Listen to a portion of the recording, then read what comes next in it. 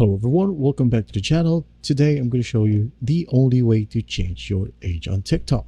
Alright, wherever you go inside TikTok app, you can't see an option to directly change your age. Alright, just a quick heads up, this is only for the people who made a mistake while signing up and they put the wrong age on their TikTok account. Well, basically what you're going to want to do is go to your profile right here and tap on the three dots at the top right. Then just go to settings and privacy. Once you're in here, you're going to want to scroll down until you find the option called report a problem. In here, tap on account and profile and the editing profile. In here, just select the option called other. Tap on it. Tap on no. Tap on need more help. As you can see here, we are being headed to the TikTok help desk.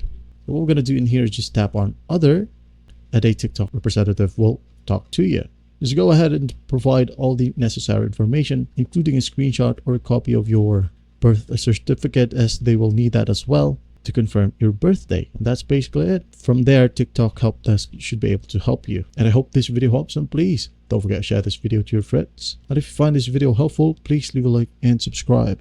Thank you for watching. Goodbye.